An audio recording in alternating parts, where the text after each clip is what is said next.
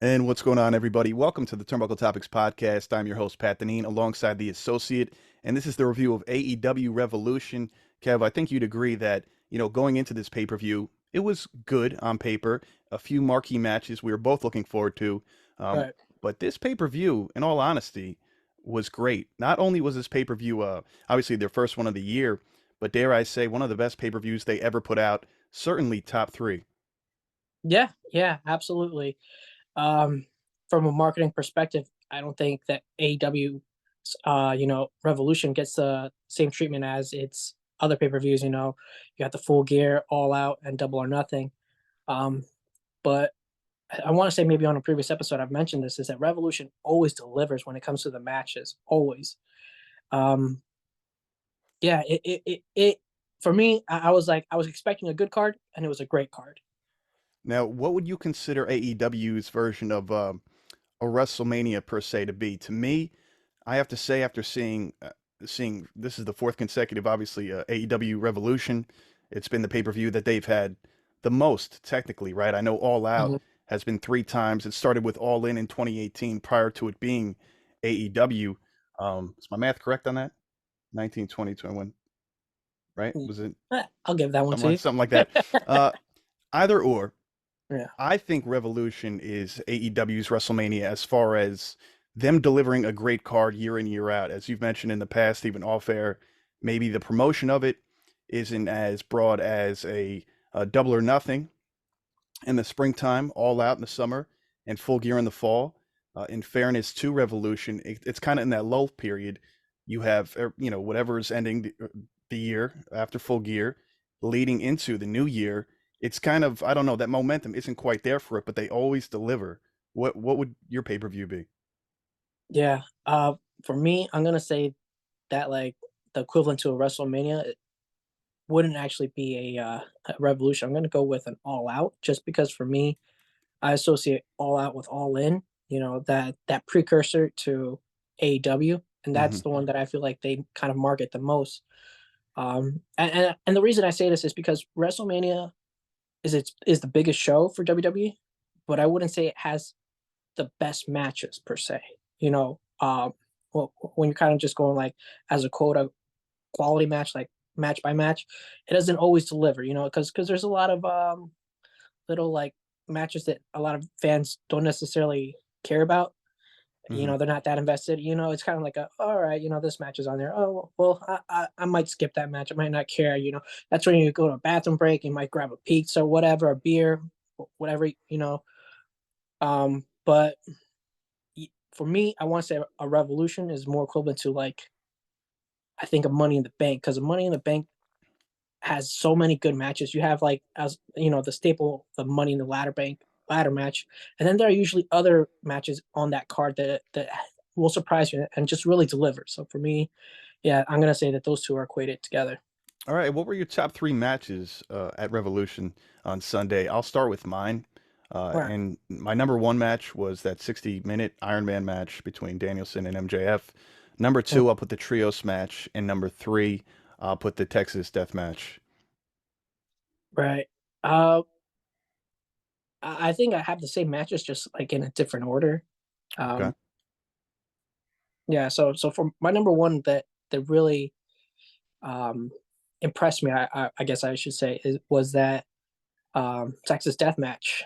And I'll just go quickly behind it. Is that like leading up to this episode? Um, you know, I threw out that Hangman isn't you know the so-called face of the company. I think that he does a good job, but not a great job so far. And this match helped, uh, you know, like kind of like prove to me like, okay, he's heading in the right direction. So Hmm. that's why I gave it that number one spot. The And we'll match see. did do better than I anticipated. Right. So I want to see, how this further develops his character. The number two spot I gave to the Iron Man match. I knew it was going to be the match that delivered that night, but like I just previously mentioned, it was that kind of one up for Hangman that get the slight edge to it. And then in the third place, I'll give it to that trios match. Solid match. Yeah, very much so. And, I gotta kudos to both of us. I should have started off the show with this, but it's still early enough. Me and the associate both went 8-1 during this show. We went damn good in our predictions. So Right. close to undefeated. It always seems to be the case with AEW. For both of us, really, we're always so close to being undefeated. The match that you had lost was later on in the show, the TNT Championship match, where you had Samoa Joe retaining. Of course, Wardlow became the two-time TNT Mhm. champion during this show. And of course, early on, I had lost the trios match. Kev had picked the House of Black. I had picked the Elite retaining. And like I said in the prediction show, I was completely okay with the House of Black winning. I actually, again, I've been wanting for months, like a broken record, for them to be champions. They finally got it done. There was so many twists and turns throughout that match, which we'll get to in a little bit. I thought the Elite were going to retain for sure, but nonetheless, you know what? If that's the one match I'm going to get wrong, by all means, I'm okay with it. Right. There's two things I want to mention here. On this very same show, both MJF and Adam Cole called themselves the best wrestler in the world. There was a segment during Revolution backstage where Adam Cole said it, and then the media scrum, of course, immediately Mm. following AEW Revolution, which I caught the vast majority of. I was up till about 3 a.m. watching it, but they usually put on a good one. And MJF called himself, of course, the best wrestler in the world. So what do you think about this? Do you see these two on a collision course in the spring, in the summer? What are your thoughts? I actually didn't even catch like any bits and pieces of the media scrum. So finding out that those two kind of mirroring each other in their words, Hmm. I didn't realize at the time, but yeah, I could definitely see them, meeting each other further down the road, whether it be at a Double or Nothing or All Out. Definitely a match I would love to see. Um, and I'll just throw this little this little last caveat, I guess, of information is that, or opinion is that I don't think either of them are the best wrestler in the world or even in the company. But hey, that's just personal opinion. Great wrestlers who could both talk on the microphone, which Right.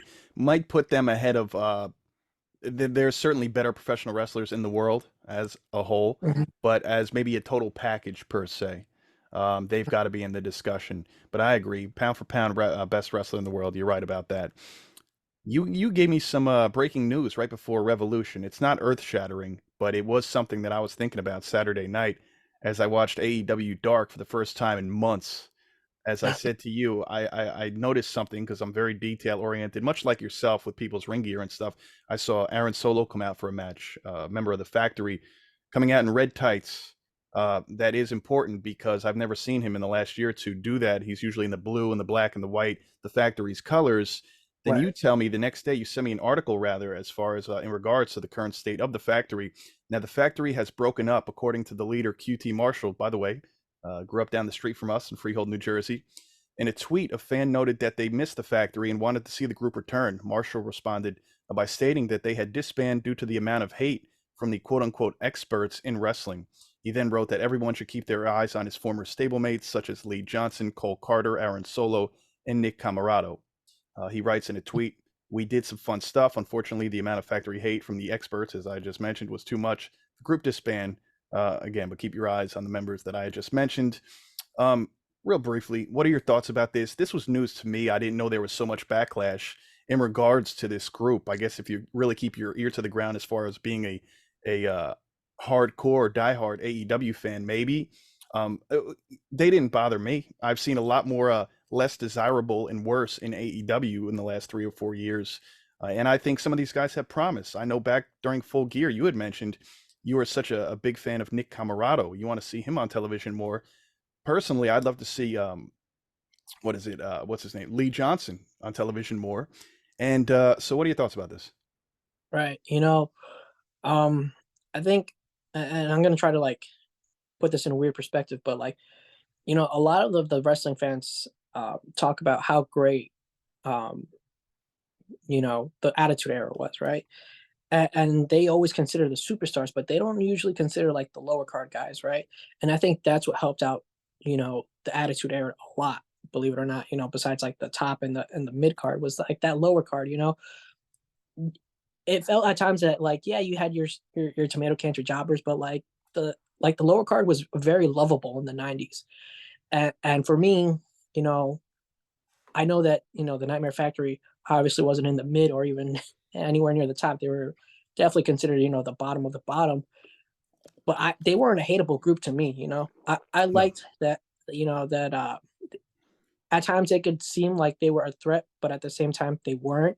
It was kind of like one of those trade offs. And like I said, I liked the individual potential that I saw in each of those wrestlers in that group. Right. It just sucks that you know I don't know if you want to call them other media people in the media, or like other people on dirt sheets, or other platforms, social media platforms that like just like wanted to bury these guys. It sucks. It hurts seeing that, but I'm sure it hurts those guys a lot more because that's something that they're going to take personally. You know, it's part of their craft, and they're just like, damn, we tried, and these people didn't appreciate it. If I'm Tony Khan, I am QT Marshall, which Marshall, I believe he pronounces it, whatever. Um, if I'm them, I would have stood firm. I would have stood my ground, unless I had something leaps and bounds better for any of them. If they lose a member or two because they want to bring them to a Dynamite, a Rampage on a more consistent basis, by all means. But even though they ran as heels the last couple of years, I think it was good. I thought as a unit they were good. Mm, They served their purpose for whatever reasons, whether it was putting over new baby faces or whatever. And the addition back in right around Full Gear, actually, of Lee Johnson and Cole Carter to the factory. Of course, Aaron Solo and Nick Camarato, original members. And what was the other guy? Anthony Agogo. Is he even with AEW anymore? I see he's not. He wasn't even listed with the group, so maybe he's yeah, just completely I'm gone not. from them. I'm not sure But what happened with in his any contract. event, yeah, I don't know what's going on with him either. But in any event, I don't think it makes any sense to break up this group because now what? Where are these guys going to go? Now they're really going to flounder as singles guys, remain on Dark, remain on Elevation, and when are they going to get their opportunity? You have the rare occurrence like a few months ago where an Action Andretti, which I do think he is great. I've said it since December, just bursts onto the scene, signed consistently on Dynamite or Rampage. Yeah, I'm sure he gets his matches on Mondays and Tuesdays on YouTube, but he's really being highlighted and showcased week after week. I believe on Rampage Friday he has another match. I think it might be against Sammy Guevara or something like that. But anyway, do you see? And then we're going to move on from this. But do you see any of them getting any TV time in a singles capacity or brought up as a tag team? Um, I mentioned that I liked Nick Camarati, and I want to see him kind of evolve, maybe to like a mid tier in some capacity. But to be honest, I'm not sure I have a lot of faith that Tony Khan will let that happen. I feel like if anything, maybe like what was it? You threw out the name Lee Johnson. Hmm. Yeah, him.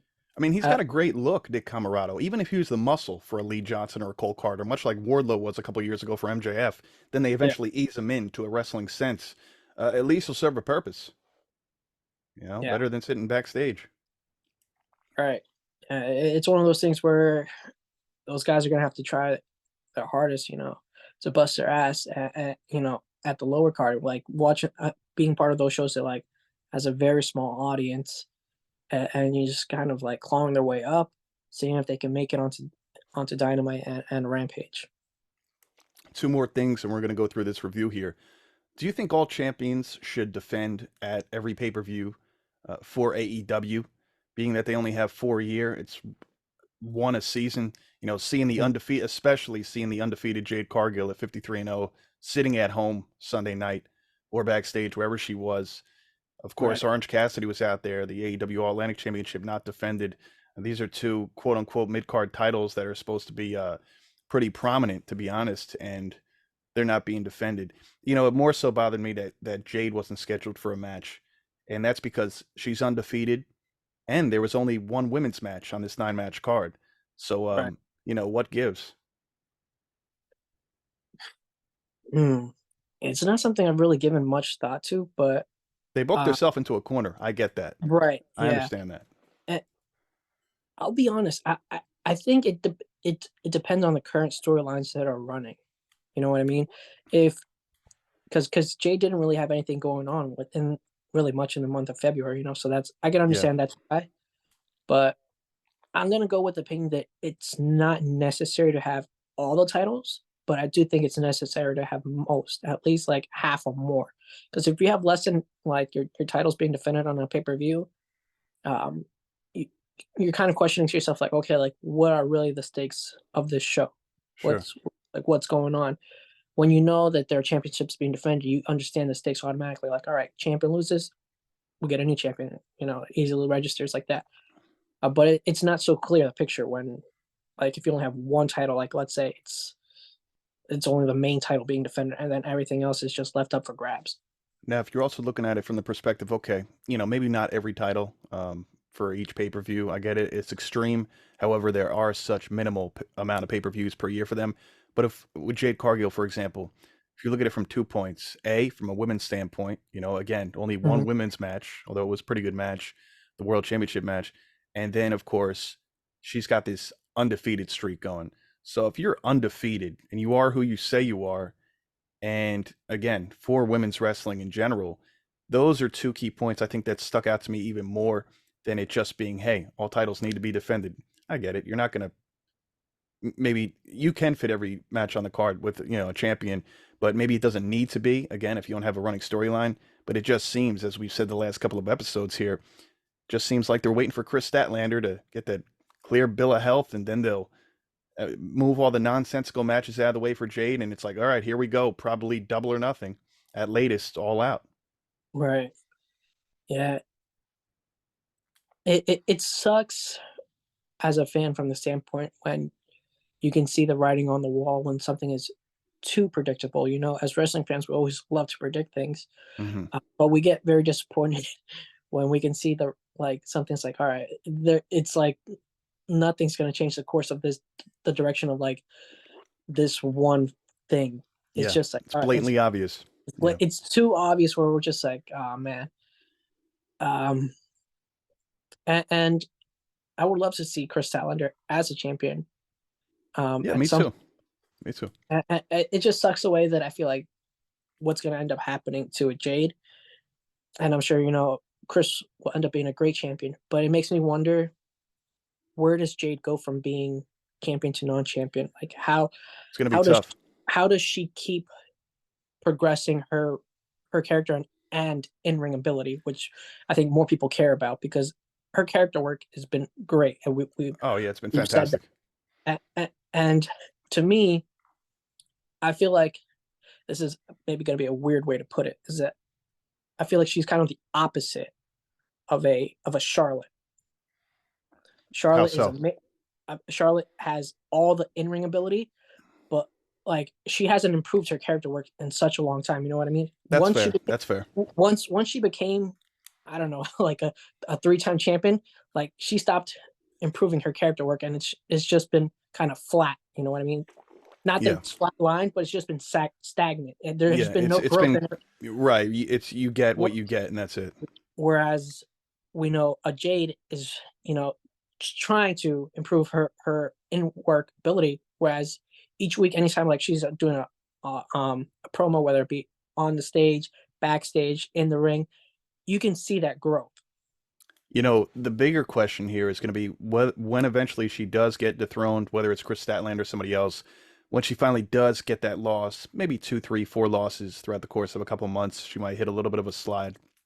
Hmm.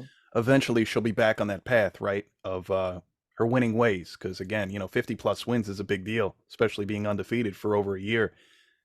The next step is obviously either becoming TBS champion for a second time or eventually going into that AEW world title picture. And again, she's going to really have to improve, even though she has improved drastically over the last 2 years in the ring, in my opinion. Obviously, her character work and microphone work is leaps and bounds beyond that. She's got that on lock. But, to really be a threat and a true contender for that women's world championship in AEW, it's going to take some real improvements here to see her, going up against the best of the best in that division. One other point I meant to go back to when you were talking about MJF and Adam Cole earlier. Adam Cole, I would love to see him go up against MJF again. He hasn't had a match back yet, right? He's returned, visibly, but he hasn't had any matches scheduled, right, with AEW. So, A, I don't want to see him and MJF anytime soon because of that. Hmm. And then B, can Adam Cole really take another loss to a world champion? What was it last year, Revolution? He lost to Hangman Adam Page, and now he would be losing to MJF. And don't get me wrong, two very credible opponents.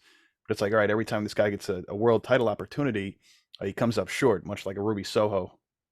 Mm, So for those reasons, I don't need him to go up against MJF anytime soon, because the sooner it is, the bigger the probability he's going to lose. And let him get some wins under his belt, maybe all out at earliest, for the two of those to cross paths. right. Yeah, because there's a lot of a lot of different ways the championship picture can go. I'm sure a lot of people have a set like mind, like their mind is kind of like set in a way where like, okay, I think this is gonna happen right now, and note that it's March, early March, right? Yeah. And maybe by August, the championship picture is totally different from what we thought it was going to be.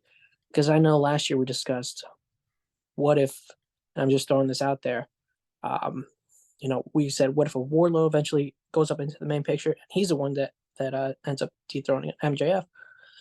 Yeah, it could be an Adam Cole, or it could be someone that we haven't even really considered whatsoever. You know. Yeah, I mean, and we'll get to that much later on, maybe even next episode. As far as Wardlow is concerned, boy, 2022 momentum Wardlow compared to 2023 momentum or lack thereof of Wardlow. Man, and eventually being in that world title picture, I don't know. It's looking like a bit of a reach these days, but it's something we'll certainly get to in a little bit. Now, this card for Revolution, it worked out well for us. They had under 10 matches. AEW doesn't go to a double-digit pay-per-view. Are you kidding me? So the good thing is, when we did our predictions episode, there was only one match that we had to account for, and that was, as I assumed, the kickoff show, the 0 hour match, which we'll get to in a minute. So it was 9 matches. This is the third AEW Revolution that they've done a 9 match card, back in 2020, 2021, and now 2023. Last year was 12 matches. And again, it was perfect. It flowed great, great matches. Can't really talk too badly about this pay-per-view at all. Now, check this out. Mm. I'll set the stage here. It was October of 2016. I may or may not have told you this story. All right. October 2016, there was recently a former WWE superstar that left the company. And no, it's not Cody Rhodes. I met him a few months prior to that, so it's not Cody Rhodes. So you could eliminate that thought right away. One Friday night, I know usually I'll go with you to an indie show, but I flew solo this night. It was last minute. I went to North Jersey, Cresskill Rec Center or something like that. All right. There was a few superstars there. There was one WWE superstar specifically I went there for. I brought some action figures, some 8x10s, got a picture with him. It was Ryback.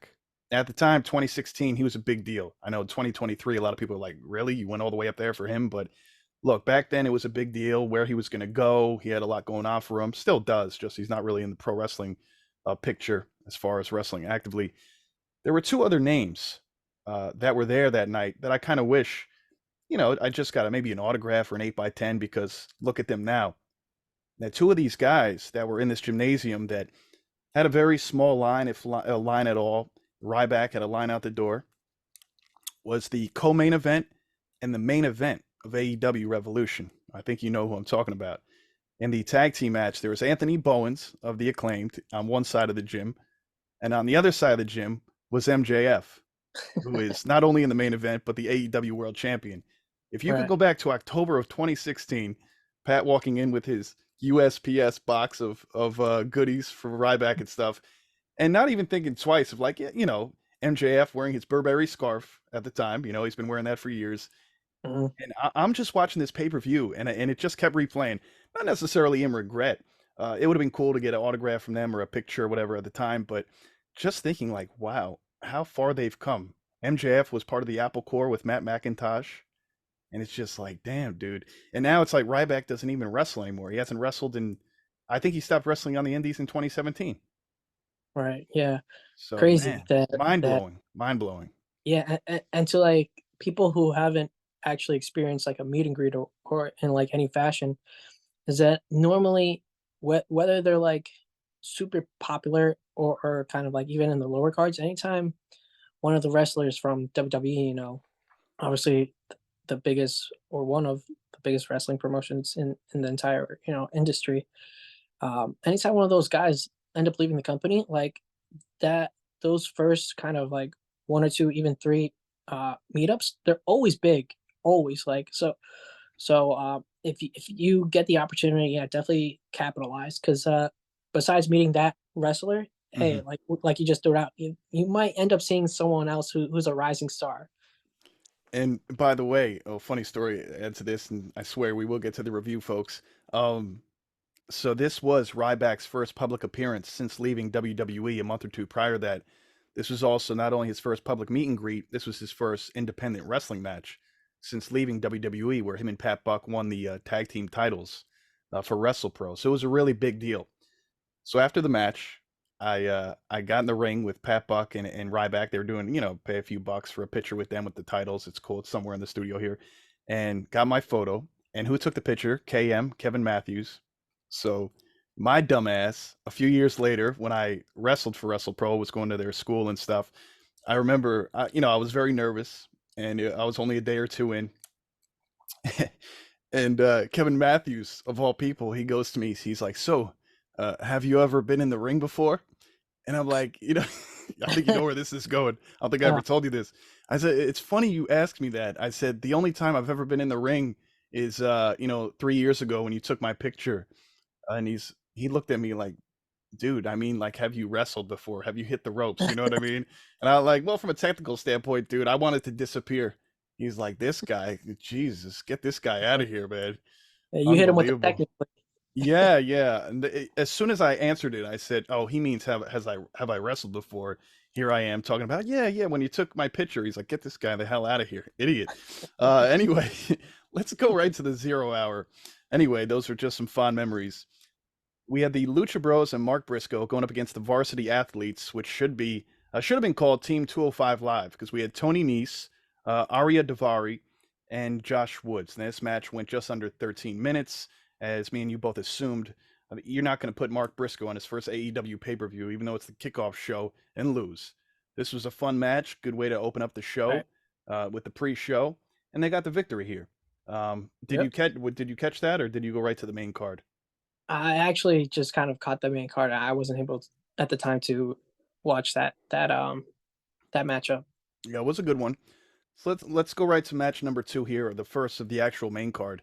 Let's start off here with your boy Ricky Starks, who defeated Chris Jericho by pinfall. This was a little over what 13 minutes here. Of course, the JAS was not allowed to be ringside. Mhm. So, what were your thoughts on this match? I mean, Guevara came running down the ramp, got speared by Action Andretti. That came out of nowhere. It was good Sure. to see him for the brief moment there. Starks blocks a Judas effect by Jericho after getting hit with a bat in the midsection by Jericho while the referee wasn't looking. Ricky Starks, again, got the win with a Rochambeau, and he's 2-0 against Chris Jericho. Yeah. Overall, while I did enjoy the match, the one thing that irritated me, and this is like being a stickler for like any like stipulation or to any of these matchups, was like the whole point of being barred from the of the JAS being barred from the ring, like should have been upheld, and should it not, it should have resulted in a forfeit and a DQ. That was so like, what was the point of even having that stipulation? Yeah, right. Yeah, The, technically speaking, you're right. yeah, at that point, like I was like, well, they shouldn't have even included that. It It like defeated the purpose. Yeah, Yeah, it defeated the purpose of the defeated the whole purpose. thing. So that's why I was just like, that bothered me. So By the way, at the other than top of the that, other than match, other than that, the match itself was good. match was a good one. At the top Mm. of the show, they mentioned that for what is it, Double or Nothing this spring in May, May 24th and May 26th, AEW will be in Las Vegas at the MGM Grand Garden Arena for both AEW Dynamite and AEW Rampage, which will both be running live shows that week. And then, of course, from the T-Mobile Arena, they'll be presenting Double or Nothing on May 28th. So that is a Sunday. So they are sticking. They're going back to their Sunday pay-per-view schedule. I know in the past they've had some Saturday night ones, but it seems they're going back to the Sunday night spots. So that should be a good one. That's where they pretty much, more times than not, maybe there was one time they weren't in Vegas for the Double or Nothing pay-per-view, but it's usually a pretty good show. So that's the next one we get to look Mm. forward to, with some new storylines going here. But let's go into match number three. Now, match number three, I really did enjoy. It was actually one of my wife's favorite of the night. She loves some Jungle Boy Jack Perry. Loves his theme song, by the way, too. Now, Yeah. this was just under 15 minutes. This was a final burial match. Again, he's got a lot of payback on his mind going up against Christian Cage. So anyway, uh, like I've mentioned to you last show, March 4th was 4 years to the day the Jungle Boy lost his father, Jack Perry. This no holds barred match initially turned into a final burial match. And it was what, a concerto to Christian Cage, drags Christian into the casket, closes the lid, gets the win. And, it's he pushed him to the limit these past few months, but I think it's really helped evolve Jack Perry's character, right? He kind of went Hmm. from a boy to a man, realistically, moving from that tag team element with Luchasaurus. Now I think he will be a credible threat, as we mentioned, eventually go after singles gold, whether that's the All Atlantic Championship, whether that is the TNT title at some point in time. And I was satisfied with this match. I thought it was really good. The feud seems to be done, and that was that. Right. Yeah. For sure. And, adding to what you had just previously mentioned is that like, and maybe there's always new wrestling fans for new companies. Maybe you're just starting to get into the promotion, or maybe you're becoming of an age where your pro wrestling starting to interest you. But the way Jungle Boy really started off was that he was very docile and very quiet. Um, you know, Big time. starting off in AEW, being part of Jungle Express, you would actually hear more from um, like a Marco Stunt or even Luchasaurus on the mic, and like he would just be off to the side, just kind of like Yeah, nodding minding his his head. business. Like you never really heard from Jungle Boy. We knew that he was good in the ring, and he's gotten better since. But it was just like, okay, like can this guy, cut a promo, and we're starting to see that, we're starting to see like where you could take him more seriously.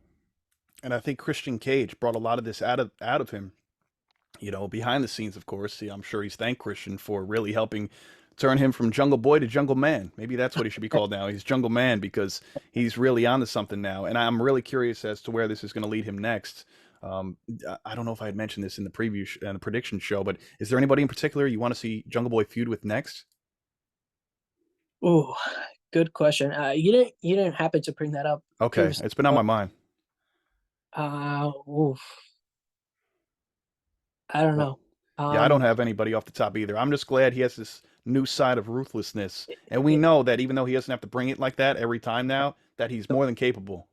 the one name that's popping out to me is Samoa Joe. I don't know. Samoa Joe, that'd be something. Again, this would be, even if he gets his ass kicked, a few times, eventually it's just going to make him better, and hopefully he'll eventually get the win, even if it's you know, even if Joe beats him the first couple of times. But let's move Yeah. on to this trios match. This was the only one I got wrong during this night, but I was okay with it. Again, the House of Black with Julia Hart versus the Elite. Now, Kenny Omega, he's found himself quite a bit of success at Revolution. In 2020, Omega was a tag team champion. 21, he went into it as the world champion, both of which I believe he won both of those matches.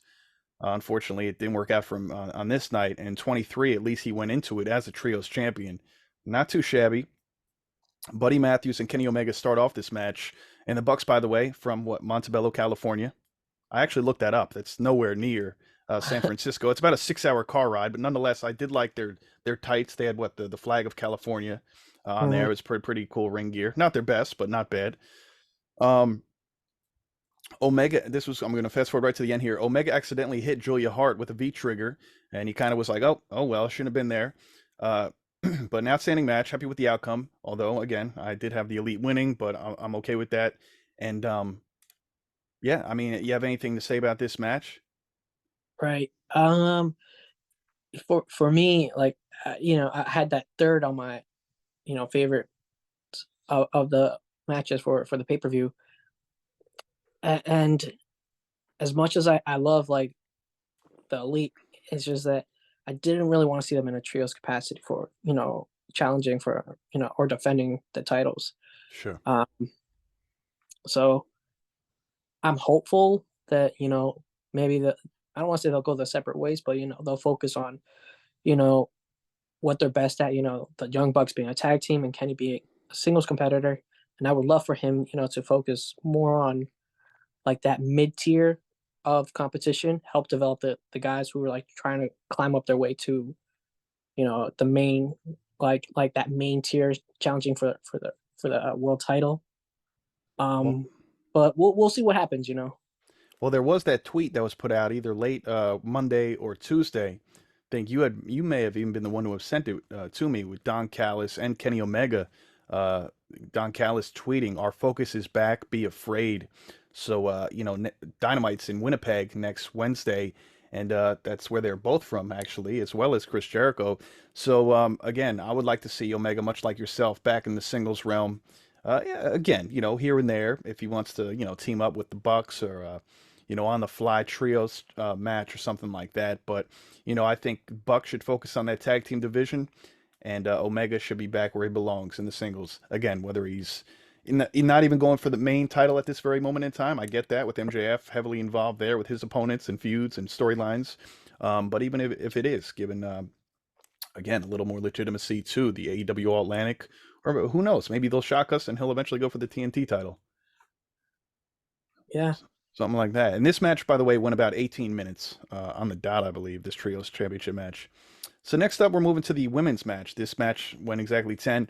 A three-way match for the AEW Women's World Championship. We have champion Jamie Hayter coming out with Britt Baker, Kev's favorite. We have Saraya with Toni Storm and Ruby Soho. Now, this was a good match. It wasn't on either of our top three lists. That's no knock to these women. They did a great job in the only women's match of the night. However, the other matches just were that much better. They were just great.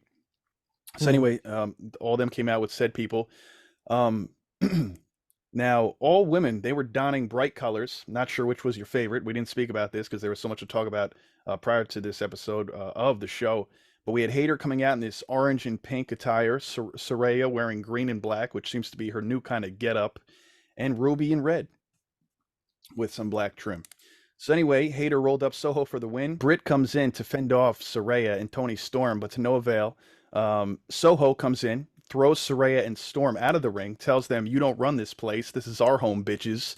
But then suddenly turns on Jamie Hayter. This has been a question for weeks, Kev. We wondered, is Ruby Soho going to team up with Britt Baker and Jamie Hayter, even though she has a long-standing feud once upon a time with Britt Baker since entering AEW? Is she going to go with her WWE cohorts, Saraya and Toni Storm? And it seems like Soho's been solo. She's been going by herself this whole time. I don't need anybody. I'm my own person. I don't need a faction and stuff like that. So, she officially turned heel by kicking.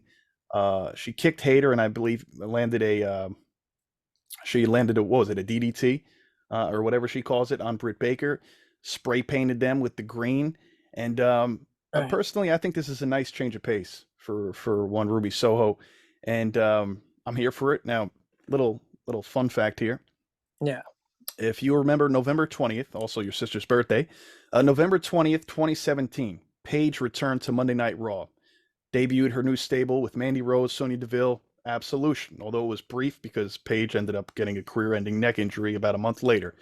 Anyway, it happened during a Sasha Banks Mickie James match, which ironically they're both champions for different promotions now. Mickie James which is pretty cool. Mickie James is I was looking this up the other day. Impact Knockouts champion. Obviously, Mercedes Moné is the IWGP Women's World Champion. Anyway, Paige goes, "I'm back. I didn't come alone." Came out and attacked them. The very next night, SmackDown Live was still on Tuesday nights at this moment in time. And the Riot Squad debuted on the main roster with Liv Morgan, Sarah Logan, their leader, Ruby Riot. So there's Paige/Saraya. We have leader Ruby Riot, both debuted stables, back-to-back nights. Now they're together with Toni Storm. I really like this group here. I don't believe they have a name just as yet, but I think this is the first time we've seen Ruby be heel in years. Because even towards the latter end of her WWE career with Liv Morgan or solo, she was a babyface for the longest time. So, right. All that being said, I just wanted to do a little fun fact history there, which was pretty cool to see them have a re-emerging career and together, the former WWE people. What do you think about this? Where do we go from here? Is there any titles involved? Do any of them get any gold? They all have a chip on their shoulder? What do you think? Ooh, all good questions. Yeah, it was interesting to see because I think leading up to it, I didn't really envision her being part of the heel group. So at the time it didn't, quote unquote make sense to me. But seeing her, you know, having that heel turn, it helped connect the dots. And her being a heel, and with her kind of like punk look, I think it goes hand in hand together. It fares pretty well. Like her being a babyface, it hasn't lived up to, I guess, what us fans have wanted.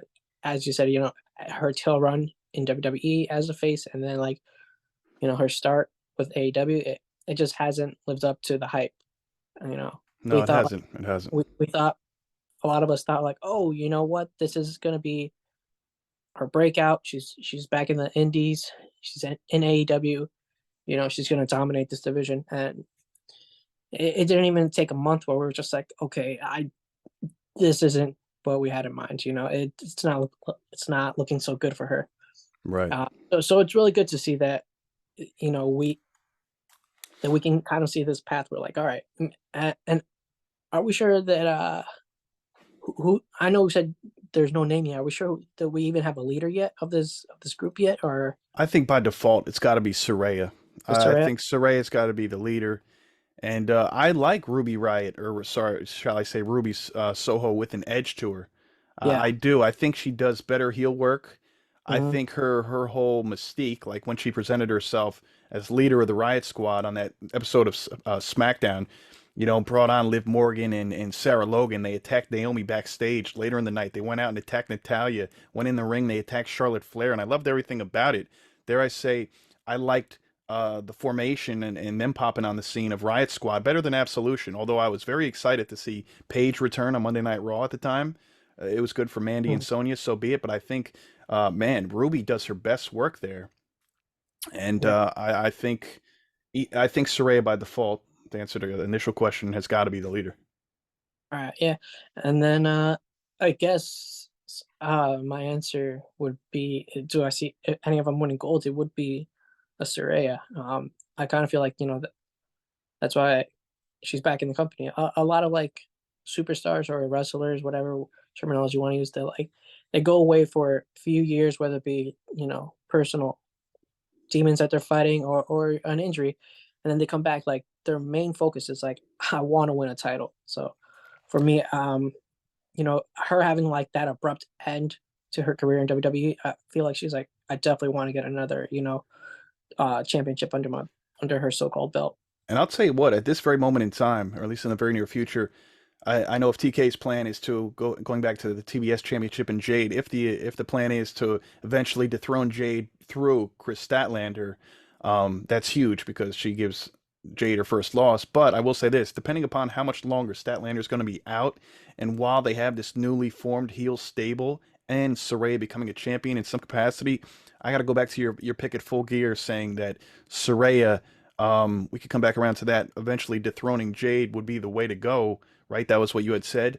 I would say in the very near future is better than ever, at latest Double or Nothing. But I would even like to see it sooner than that because you're not really doing much with Jade at this point. Again, I think the waiting is for Statlander. But if Stat's going to be out a while, and again, are you really going to throw a title on Stat as soon as she comes back after being out a year? I mean, she's been out the better part of 2 out of the last 3.5 years due to major injuries, major surgeries. So again, if you're going to give a title to Saraya, let it be a quote unquote mid card title. Let it be due to the fact that she has these stable mates that could help her cheat and get a victory. Even though Jade comes out with a Layla Gray, they still got the numbers game, 3 against 2. And let's let Saraya become the champion. I know it would be heel versus heel in that matchup, but Mhm. I think it would be the way to go. And this way, even though I think Statlander's a great pick, I personally love to see that too. You know what? Jade got her first loss to a former WWE Divas champion, right? Former NXT Women's Champion, Yeah. um, major part of the women's evolution revolution over there. So, what do you think about that thought process? Because even though I know Saraya has been a pick of yours for months now to be the one to dethrone Jade, I was hesitant on thinking that way, but now that I see her not only with Tony the past few weeks, but now with Ruby Soho, I'm Right. thinking, man, they could really capitalize on this and make this a very easy and effortless transition. Yeah, absolutely. I totally agree with that 100%. And and I don't know if, I don't know if this is just me, but I feel like I want to throw out this little Easter egg that you know that I guess AEW was throwing in our face and like no one really paid attention to until, and I feel like I connected the dots afterwards. Of course, was that like, everyone's like, is Ruby gonna be, is gonna go with the heels or is she gonna go with the faces? And all this time, we had Soraya and Tony going out each and every week. Anytime they beat someone up, was always that green spray paint, and I feel like that was the signal the whole time is Ruby's that, green hair, right? yeah, that Ruby was gonna be with them. I don't know if Yeah. a lot of people caught on to that. No, that is a great catch and very likely as to why they are doing that. Man, I don't know. It's just I think they have great promise, and I'm excited to see where this goes. I think it's good for the women's division, really. And we all should have known that, sooner than later, Ruby was going to side with Saraya and Tony because at the end of the day, she is an outsider, right? Right. An outsider with the spray paint, very NWO-esque, which makes sense. And Mhm. why would she side with Jamie Hayter or Britt Baker? They're day one AEW, and even though Ruby was here, what in 2021. Still, she wasn't a day one, so she'll always be looked at as an outcast, so to speak. And so let's move on to this Texas Death Match. This was Kevin's, the Associates' favorite match of the night. Again, made my top three. That's for sure. It definitely exceeded expectations as far as I'm concerned. Now, this match between Hangman Adam Page and Jon Moxley went almost 25 minutes. So I didn't look at all the times in particular all at once. So I don't know where this fared as far as length of the match. Obviously, the Iron Man match was the longest. But as far as the second longest match, this definitely had to be up there.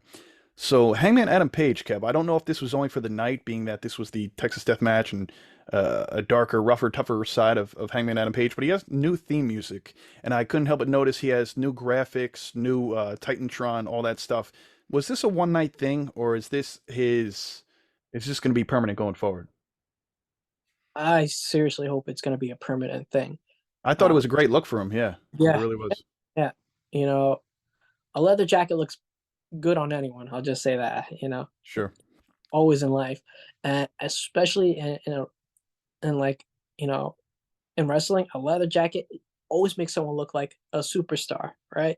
And that's kind of what I've been saying about Hangman, is that like I think he's good, but he's shy of being great. And the new intro, the new graphics, the new look, I was like, all right, this is what I want to see. I want to see you take that next step up, you know. Um, and then, as we know, the results, him winning, I said, okay, that helps. That was two steps forward, you know. Um, the only thing that, you know, I'm hesitant about is like, where does he go from here, right? I Hmm. don't want to see him take one or two steps back. Like, it's got to be progress going. Well, he can't really Right, afford to, as good as he right, is. He can't really afford to, from a right. momentum standpoint, for his I character. know, and this is gonna sound stupid, but like I know, as obviously as human beings, progress isn't always forward. Sometimes it's backwards, whatever, to the side. Um, but Heyman's character has just been very wavy, where I'm just like, come on, like it looks like he's gonna take, that step to like greatness, and then like he shies away from it, and I'm like, what the hell's Yeah, going he on? need he needs to step into his power, So, absolutely, and so push for that's why that. I'm just like, all right, whether it be on Dynamite the next episode, whether it be down the line in the next month, like I just want to see him just just really do well, and as you said, kind of like step into his character more. I think for any superstars out there, whether we're big fan favorites of them or just want to see them succeed in the company, goes for any wrestling promotion. You want to see direction and you want to see progression and you want to see consistency. And I think, if you could get those couple of things in order, even if it's just a little bit each week, it's like, all right, we're getting somewhere. And I really hope for his sake it continues because this match was great. Early on, surprise, Moxley was bleeding. This was a brutal match. I'll be honest. Then at one point, Moxley comes over and rakes Hangman's forehead with a fork numerous times. Absolutely brutal. It's hard to Right. watch at times. Moxley's a nut. We know that. Mox put a barbed wire chair into the corner between the turnbuckles, putting Hangman right into it. Moxley at one point curb stomped Adam Page onto a brick, as you had mentioned, a little ode to Seth Rollins there, his old Shield buddy, running mate. Right. Now, Paige wins due to him wrapping the chain around Moxley's neck, which he actually wrapped earlier on in the match, but throwing him over the top rope, which led to having him have to tap because he was choking. So he had no Right. choice. Um, and that was that. Again, this match went about 25, 26 minutes. It exceeded expectations. We knew it was going to be bloody and gory, but you know what? It was actually a good match. It wasn't like, oh, would this end already? It was Right. continuously good. They found new ways to keep it interesting, keep us intrigued. And, I know I shouldn't have doubted Moxley. I certainly don't doubt Hangman Adam Page either. We don't doubt his in-ring work. It's more about his presentation and how he comes across. Is he boring? Is he interesting? And so I will say this, and then I want to hear your point finally with the match into itself. But Hangman Adam Page, he has his original theme music is great, but I think as long as we continue to hear that, it's just going to resonate for the character we've had for so long. And so if we do get this new presentation and stuff that we got on Sunday night going forward, I think that's certainly the way to go for him, especially getting that big win over Moxley and ending their feud. Right. I'm hoping, this is obviously, it should be the end of the quote unquote feud. And we'll see what Hangman goes on to do next. But as we said, I think he's got to capitalize on that look. I'm hoping it wasn't a one time, special just for the pay-per-view. Yeah, same. I'm in the same boat with you. That's why when I saw that, I got excited, but I was like, oh man, I hope it's just not for this very moment in time where he's likely going to get the victory. Right. You know? Because it feels like it's one of those kind of common tropes that we see in wrestling where it's like it's a one night only thing, and it's like, damn it, I wish you would just stick with that, because the last time we saw that, and it wasn't too long ago, but what we got a tease where we thought maybe a Danhausen was going to be changing his character slightly, like having a more edge to him, and it was only like a one night thing. Yeah, it was more of a heelish, Yeah, yeah, consistently. right. Yeah, I And I remember know that. WWE tends to do that a lot too, like a one night only thing with like the pay per view. So it's a common trope that I'm not a fan of, the one night only thing. Yeah, especially if it's going to benefit said talent, whether it's a singles, a tag, whomever, a faction. I mean, if it's working, why not continue to Yeah. push it as long as it's over? What the hell? So we got 3 matches left at this point, Kev, and all 3 of them are certainly title matches. So this was actually your only loss of the night. This next one, this was the TNT Championship. This went just under 11 minutes, where Wardlow went on to defeat Samoa Joe by basically choked him out. It was basically Coquina Clutch, right? Right. Something along those lines, which was very shocking. Now, I will say this was not a bad match, although compared to the match prior to it, it seemed incredibly underwhelming because Moxley and Hangman put on quite the display. Your favorite match of the night made my top 3. So this match wasn't bad, but I think it was also not jaw-dropping either. Yeah. Some may have been surprised, including yourself, maybe, that Wardlow did win. But yeah, so even the score with Kev at this point, it felt good to know going forward that at worst I'm going to tie, because that's where we were going from there at that standpoint. But Wardlow, again, we talked about this earlier on. Wardlow, even though he did get the victory, he's TNT champion for the second time. He significantly cooled off. Take it back to a year ago where he won the face of the Revolution ladder match, where he Right. eventually won the TNT title for the very first time. Doesn't help that he got his hair cut a month or 2 ago. I think the hair definitely helped his character. I'm sure the ladies don't mind, or whomever. He's a handsome individual, but that's besides the point. I think the hair really added a sense of mystique to his character. I don't know how you necessarily feel about that, but he's TNT champion now, and I mean, what do you think about this match? Again, he put Joe in a sleeper hold, his very own sleeper hold, and that was that. I get why they love Wardlow. It was kind of once the first time we saw him was like really during the pandemic in 2020 when he got hired With by MJF. MJF, right? Yeah. And we always knew at some point he was kind of going to be his own guy doing, his own thing in the singles, capacity. And I never thought he was going to be in the lower card. I always thought he was going to be somewhere in the mid card, and hopefully we could see him, go up to like that main event spot.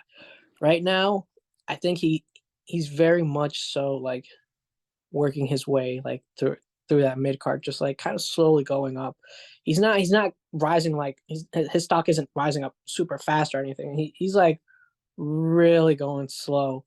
Um, you know, hopefully we can see some more development in his character.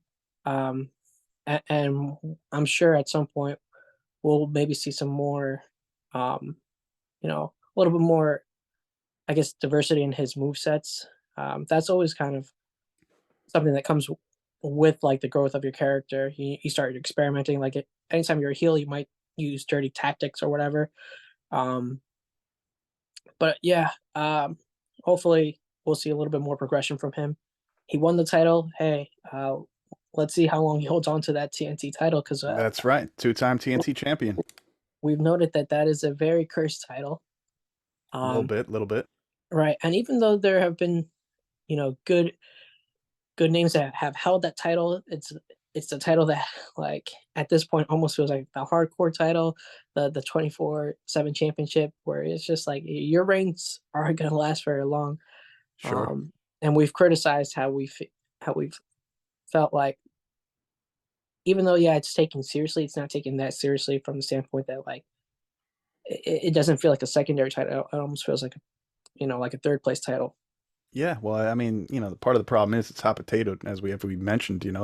How many two-time champions have we seen already in AEW for the TNT Championship? At least four or five, and it's pretty crazy considering that they haven't even been around for 4 full years.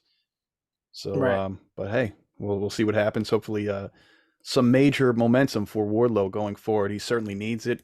I personally like the guy. He's came a long way. Although I will say again, not just the long hair, but his initial presentation as the muscle for MJF back in 2020 during the pandemic. He just seemed, maybe it was just because he was wearing a suit every week, standing next to MJF with his hair tied up or whatever, but he just seemed like twice the size of what he is now. Maybe he did lean out a little bit. I'll give him that. Right. Um, but yeah, he really seemed very much more intimidating then. I get it, he was a heel then opposed to a babyface now, but I was definitely more fearful of him Yeah. a few years back. Right. Maybe it's just like, the power of the suit, it just makes you so much more intimidating. And I guess really, that's what they say when you wear a suit is like power. That's what they say, Yeah. huh? It's all about the power He because, intimidated me then. How I feel about Hobbs right now. right. And I'll throw it from this perspective of one Cody Rhodes, Hmm. when he left WWE, he didn't know how he was going to find his footing in the indies. Um, and one of the immediate things that a lot of people noticed was like his change in attire, and it wasn't necessarily ring attire, but like the way he presented himself always outside the ring and in everyday life is that he started wearing suits every single day. Any Right moment, away. Right away. right, The first month or two, he wore a suit without a tie. By 2017, he was wearing a suit and tie everywhere he went. right, and now he wears a suit and tie and like an overcoat all the time. Yeah. And it's that presentation is that he wants to be taken seriously. Um, and it's not that we're not taking Wardlow seriously anymore. It's just that it feels a little bit different now that he has, the shorter hair They're and like they're he's taking able to away step a lot of a vital little bit. things. Yeah, they're taking away a lot of things that helped give him that edge. You know what I mean? And Mhm. I think that that's hurting him a little bit. Back to Cody Rhodes, though, I agree. The suit and the coat and all that make him look great. But I kind of wish, at least at minimum, on episodes of Monday Night Raw, I kind of wish he was a little more casual at times. Like you're going out to run and make a save. I don't need you with the suit with the button on. Like, what are we doing? You come out in a leather jacket once in a while. Like you said, can't go wrong with leather. Maybe, I don't know, come out in a wife beater once in a while or a sleeveless shirt. Something. We know how you dress, before matches, after. But, you could still come out for a promo here and there with the suit and tie on. But I'd love to see Cody be a little more rugged at times. Because especially if you're the American Nightmare, like I want you to be a little more rough around the edges. That's just me. Hey, Mhm. you want to remain clean shaven? So be it. But I think there should be a couple minor tweaks where they're like, oh wow, I kind of like this Right. little side of him. This is really making him a little more, I don't know, fierce. That's May- just my thought as a complete side note, talking about right. Monday Night Raw. Yeah, maybe that might come uh, along the lines of like when he turns, or should he turn heel again? Okay. Because for me, I don't see that happening anytime soon. Not as a Especially, baby face. well, I was gonna say like as like because here's giving away my WrestleMania pick. That Save that. We got a few weeks, all right? should Wrong company. should he become a champion? Is that like I was just kind of saying? Is that like champions like to be taken seriously. But And would he so be taken any less serious though if he's not wearing a suit and tie? I think that's what It's been 6 years. It's been six or I seven years. think that's what he believes. And he's like, Okay. no one's going to take me seriously without a suit. So he's like, I need to wear a suit at all times so people take me seriously. I mean, you He's could like, still wear it to the press conference. he's like, I'm sure people respect you know, my in-ring ability, my promo skills. So he's like, but without like a suit, do they even care? That Here, that might just be like a psychological thing. which I'm sure it is. But my thing is this. I mean, us wrestling fans, we really don't give a damn. It almost leads me to Some believe do, that some do, maybe, maybe some the crazy. associate does. But no, here's my thing though. I almost feel as if he wears the suit and tie not only for those reasons, but almost for the non-wrestling fans. It's almost as if he wants to come off, which is, hey, that's each his own. He wants to come off as this character or this person or this individual that is not just a professional wrestler, but that is a certain standard. And it's almost like it's for all those publications and that are outside of pro wrestling, right? Whether it's a TV deal, whether it's Hollywood or whomever, it's like, oh, Cody Rhodes, yeah, that guy, he's stunning in that suit and that he's got a great look, very professional guy, and that's the It, vibe I'm getting from it. it's funny that you threw that out there. That tidbit is that, like, from any time that I see him involved in something that's not in a WWE ring, whether it's on someone's podcast, um, or like on the set of a TV show, like when he's getting interviewed by someone, it's still always a suit. He's never casual. He hasn't been casual since he's left since WWE. since 2016, Yeah, since he so left, and like I said, I haven't seen a 5 o'clock shadow on him either. right. Like I said, it must be it must have affected his psyche a lot when he left. That he was like, I need to be taken seriously, Which I get. 24/7. So I'm gonna wear a suit 24/7. Hey, listen, that you or I can't quite understand or comprehend the damage that may have been done to him. In all sincerity, mentally from that Stardust character for a year or two. You know, it was a year or two of going through that character, which he hated doing. He made the best of it, Yeah, and it was during the time his father passed away. There was just so many emotions going on, which I Mhm. get. He's trying to get as far away from that goofy character as he can. And so, hey, by all means, if Cody wants to wear a suit and tie for the rest of his wrestling days, so be it. But I personally, as a fan, Right. would like to see him a little more rough around the edges. Doing a great job, but And really would like to see something a little bit different. the reason I'm chuckling right now is that uh, I tried imagining him dressing like a John Cena in a t-shirt and jorts, and it's not.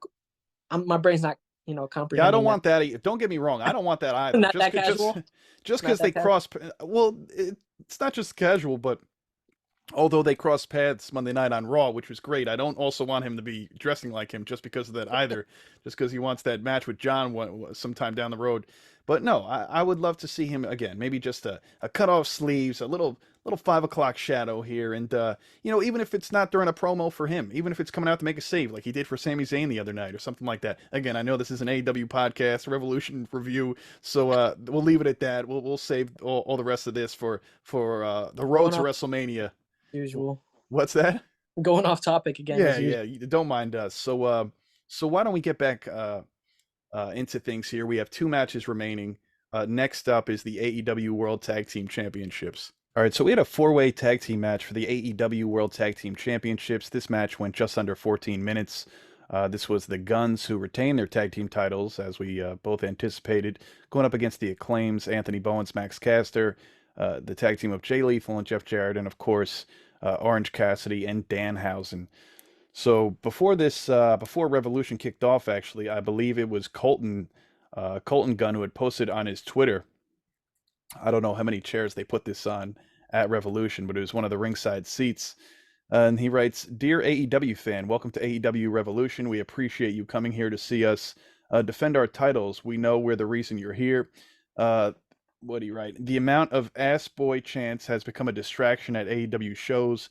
Please refrain from shouting, chanting, or whispering ass boys at any point this evening. Please also refrain from chanting daddy's favorite, who's your daddy, booty boys, and similar phrases. We are the most important part of the AEW family, and we expect to be treated with the respect all millennials deserve. If you fail to follow the above, We will ask security to remove you from the building. Thank you, and remember, hashtag and still Colton and Austin Gunn, not ass boys, on AEW Revolution stationery. I thought that was very funny Yeah. because it was posted on AEW's Twitter, so I thought it was like a legit notice, and because it said a message for all those attending AEW Revolution at the Chase Center. So that was funny. I'm honestly, I'll tell you, like I've said in the past, I've been enjoying the Guns' work more and more over the past month or two. We both said that they would be eventual tag team champions. We thought maybe before year's end, not at the very start of Right. 2023. So good for them. Um, so I did see a sign, or was this Bowen's? No, I think Bowen said that San Francisco did not stand for, or the SF did not stand for San Francisco on this very night. It stood for Scissor Fingers, and it was mentioned also that Jeff Jarrett was celebrating 37 years since his first match in professional wrestling, which is crazy because I'll be 37 this summer. So the fact that he's been able to do so for so long is pretty amazing. So the Guns retain by pinning Danhausen in a post-match interview with Renee Paquette. Theme music hits. Who is it? It's the return of FTR. Maybe it's because Kevin said it so many times the previous two episodes that we were going to see them in some capacity. It's like Beetlejuice, Beetlejuice, Beetlejuice, and he said FTR, FTR, FTR. Suddenly, they appeared. They came out. They hit the Guns with a pile driver, then a shatter machine. Lifted up the tag team championships. Said they're next up. And again, you did a great job speaking it into existence, Kev. I got to tell you, you're pretty good, man. And Dax Harwood, though, did not leave without being busted open. I thought John Moxley got in the ring for a second. He wrote 2 months off, 2 minutes in, and there was a picture of him on Twitter. It looked to be the corner of his left eyebrow was busted open. He had to get stitches during that exchange with the Guns. Glad to see FTR back. Good for them. They're going to go into a feud now with the Guns. Looks like eventually, sooner than later. I don't think it's going to be all the way at the next pay-per-view, Double or Nothing. It's probably going to be much before then, I would assume. Looks like FTR is well on their way to becoming two-time AEW World Tag Team Champions, and it also looks like the Acclaimed will not be getting that second run as Tag Team Champions. So all that being said, how do you feel about FTR returning, feuding with the Guns, being the ones to potentially dethrone the Guns? If you could remember all this, and Right. by the way, the Acclaimed not necessarily going to the back of the line, but not being in line for a tag title opportunity. Mm. And what happened to that Guns and Acclaimed feud? I thought we were going to continue to have with Billy Gunn being in the midst of it. It was really good seeing FTR. I had mentioned previously that if we didn't see from them, that I think it was a clear sign that they weren't going to remain with the company. But seeing them show up at this pay-per-view, I was like, okay, I think this is kind of the thing that we needed to see as fans. Is like, no, we are going to stay with the company. Um, and for whatever reason, they've been gone. Whatever, it's good to see that they're back, and I'm gonna enjoy seeing this matchup. What were the other ones? Or because I know that like it's weird. It's that I wouldn't actually mind seeing, you know, like the Guns like remaining champions even after their feud with After with FTR. FTR, get Yeah, past them, that'd be huge because I think a lot of us expect FTR to come out to touch victorious and them. on top here. Yeah, But my other question mainly to get to, I know there was so many things in there to unpack, with but how about the regarding Acclaimed? yeah, it's weird that it feels like this is kind of the end to it abruptly. Yeah, very Maybe abrupt. we'll hear from them, and they'll give us their intake of like, hey, we still want to be part of the championship, because I know they just it sucks to say, but like they wasted their rematch clause, quote unquote, for this fatal four tag match. I don't know. We'll have Yeah, to see. like I said, they shouldn't have wasted it on a four-way tag. They should Right. get a singles opportunity One, or a two on, one-team opportunity. yeah, 2-on-2, I guess. Um, yeah, I don't really know what's in store for them, but if anything, they're a great tag team that has only helped the division flourish. Oh, that's for sure. They had an amazing 2022 from merchandise sales to amazing matches with Swerve and Keith Lee, both at All Out and at the show they had in Queens, New York. What is it? The what do they call it? Their theme show out there. That Grand Slam. Grand Slam. Yeah, Dynamite Grand Slam. So yeah, Dax Harwood tweeted out from FTR. He also tweeted out, other than the picture of him getting stitches, he tweeted out early Monday, "We ain't done yet. So we'll see what's in store for FTR." And could you also see the Acclaimed eventually parting ways and going into a singles capacity, or is it too early for that? You see, maybe later in the year. Well, at this point in time, right now, March, I would say it's too early.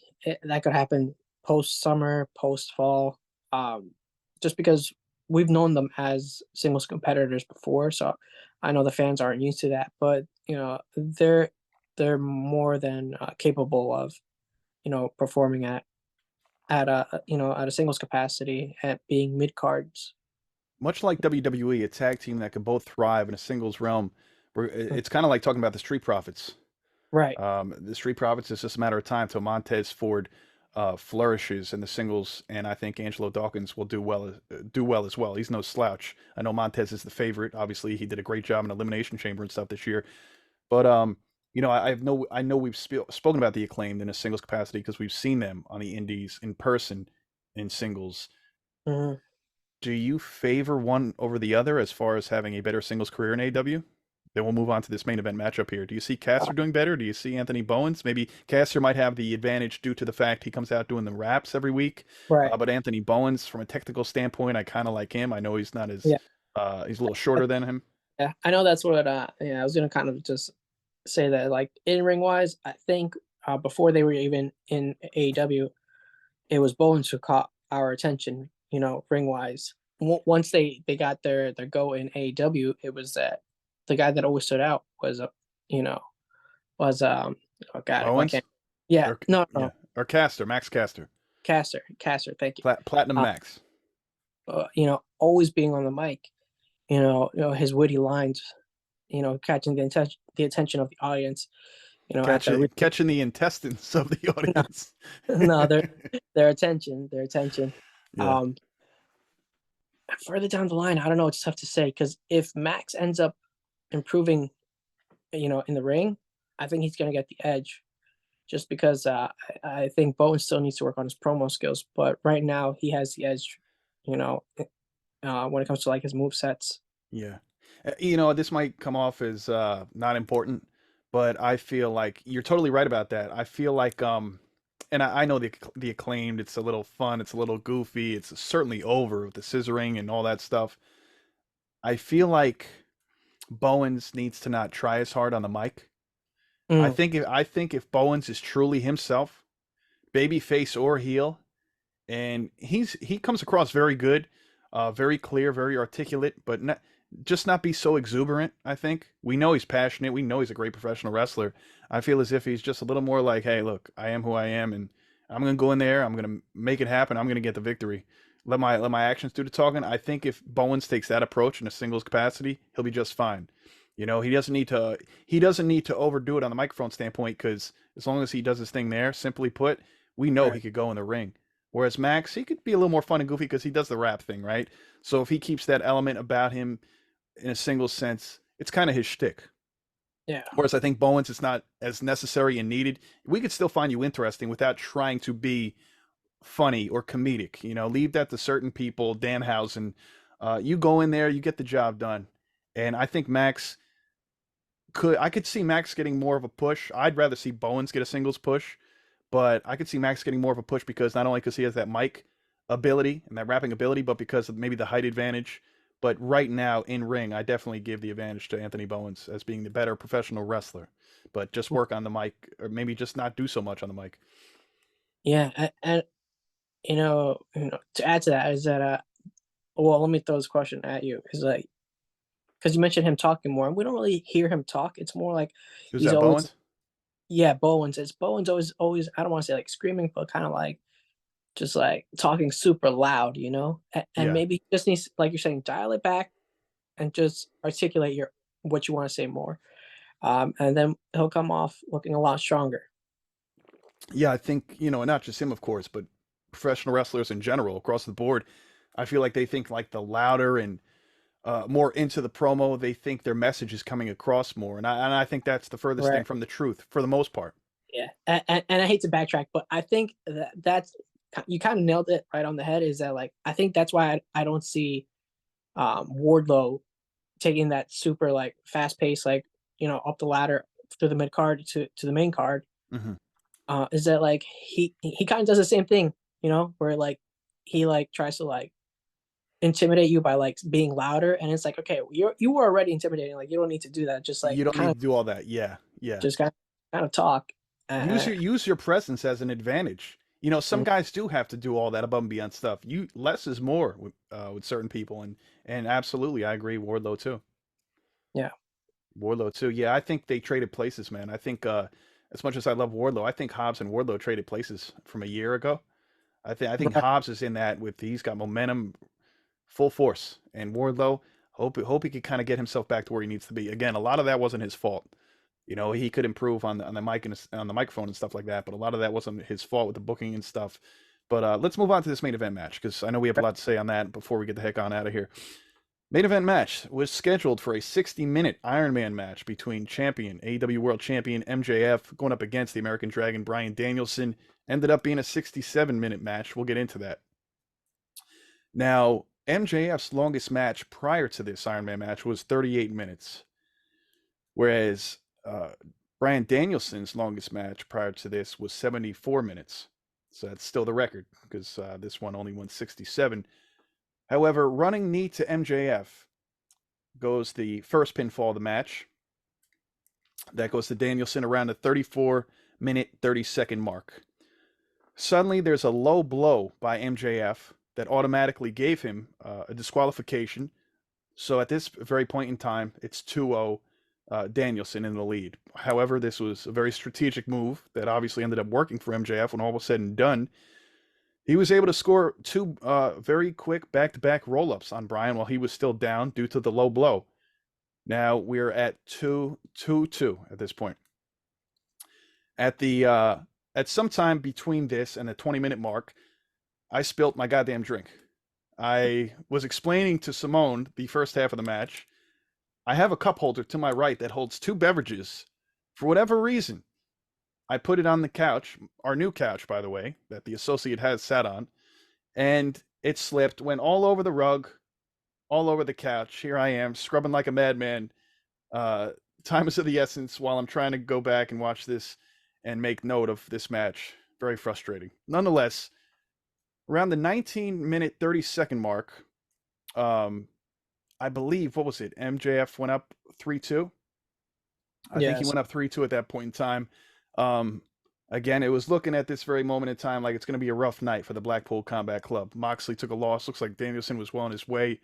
MJF, however, battered and bloodied, tapped at 10:41 to the yes lock to make it 3-3.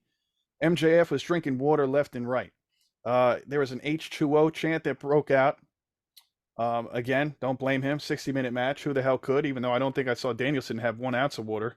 Amazing. Must just be his good diet year round.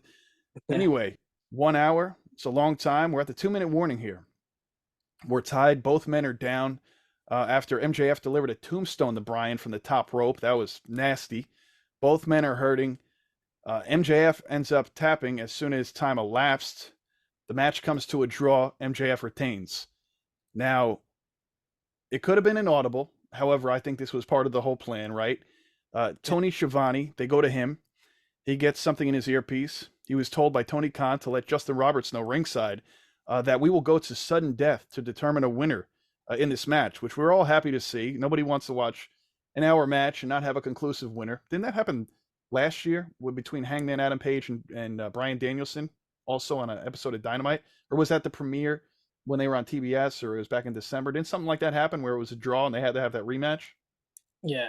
Something like that. Something along those lines. But yeah, he was involved. They put great matches together, but you want to see a decisive winner when all is said and done. So it ends up MJF hits Bryan with the oxygen tank from under the ring, slaps on the label lock, gets the win. Bryan was knocked out prior to the submission hold. Somehow Bryan hangs on. However, eventually, shortly thereafter, Bryan tapped. That was that. As we anticipated, MJF was going to retain. We both ended the night 8-1. Again, we discussed our top matches. 60-minute Iron Man match was certainly my number one. It was in your top 3 for sure. And what do you have to say about this match? They delivered above and beyond. I thought they did a fantastic job. We knew Danielson was going to do great. MJF did an incredible job as well. As we wrap up here, he had a few words to say in the press conference as well. He doesn't mind patting himself on the back. But what were your thoughts? Oh man, for me, it was one of those things where it helped showcase why, Brian is why a lot of people regard him as being the best one of the best in the world, if not the number one wrestler in the world. And MJF, I guess for a lot of people that I was reading, is that it kind of helped shine a light and like, okay, like this guy is capable of putting on long matches. In a way, is like it gave more respect to his character, even though he did cheat as we kind of predicted. But it caught a lot of people off guard. They're like, okay, um, it, you know, it just kind of helped a little bit to develop his character of like this is someone who, yeah, even though he will cheat, is that like he is capable of like surviving the worst, overcoming the odds of like being in an element of wrestling an hour long match. Is that he's not Yeah, used to doing that. yes, it went 67 minutes with that additional time added to sudden death. So that was pretty Right. pretty amazing on both their behalves. Again, we knew Danielson was capable; he's done it before, but he ain't getting any younger. So kudos to him. Yeah, and for me, we kind of mentioned this in past episodes, is that like MJF normally takes, and this is part of his character, but at the same time, I feel like it's a hindrance to his character as well. So like he always takes the easy way out in terms of any new feuds that he has. It's always like, all right, wrestle these five people, and then you get to wrestle me. I feel like with this victory, he should obviously be very proud, and he should be willing to defend his championship immediately without making someone climb the ladder every single time, just because it's so repetitive and overused. At this point it feels too unoriginal to his character you know To me, I don't feel as if he needs to, defend it immediately, but I will say that right. let's hope to God that they go and take a different approach. I mean, they took this approach with him way before he was ever even in championship consideration Yeah. and contention with all his other opponents in the past. And, whether it was CM Punk or Chris Jericho, right? Or you can name countless other opponents, even Cody Rhodes, maybe. So, yeah, very good match. Amazing Iron Man match between the two. Some would even say this is one of the best Iron Man matches of all time, up there with whether it's I Shawn and Brett or I, whomever. I caught that, and I, to be honest, I'm You not beg going to to agree with. differ? I beg to differ. I will beg to differ. Is that I was seeing that argument, and I don't agree with it from the standpoint because people were saying this is the number one Iron Man match. If it's your only one that you've ever seen, I can understand that. If this is Yeah, if well, you've that's seen, easy to compare to if you have nothing to yeah. compare it to. Right? But if you were to actually go back and do the research of watching all the Iron Man matches, whether it be in one company or the span of different companies, odds for me, I don't think it's in the top five, and I don't even think it cracks the top 10. Um, Really? Not even in I, the top I 10? feel I think it was a good Iron Man match, but it's not something where it blew my socks off. I feel like I've seen. I don't remember who it was. I feel like it involved Kurt Angle, maybe like Brock Lesnar, something like that. Where I've seen better Iron Man match. And I'm trying to remember like if Yeah, this I is was going to say, what blows your socks off? well, Knocks your socks off. right. What's your number one if you had to mention? Would that be in consideration? Angle Lesnar or Shawn and Brett or for an Iron Man match? Do you have one that comes to mind? Those two are the first that come to mind, but I'm sure like that's what I'm trying to allude to is that like Sure. if someone were to say like actually, like hey, I'm gonna watch 10 different Iron Man matches, and then watch this other one with MJF, and then see where they place that. I don't think it's gonna end up being in the top 10. That's Okay. just my opinion. That's fair. Uh, yeah, it was just something where I didn't agree, and people were like, okay, name 10 Iron Man matches. I'm like, well, that doesn't suffice to your argument as well because that's like saying name 10 cage matches. Like it's hard to remember who competed in what specifically. Two titles changed hands. Oddly enough, those were the only two matches we got wrong. Right. You with the Samoa Joe, Wardlow, me, of course, with the House of Black and the Elite. Great pay per view. That's the Associate. I'm, of course, your host, Pat Deneen. And we'll catch you next time. Actually, I'll have the associate on for the Dynamite review, right? Yeah, absolutely. Yeah, should be a good one. You know. Absolutely, bro. Looking forward to it. Yeah, we'll catch you next time. Thanks for listening.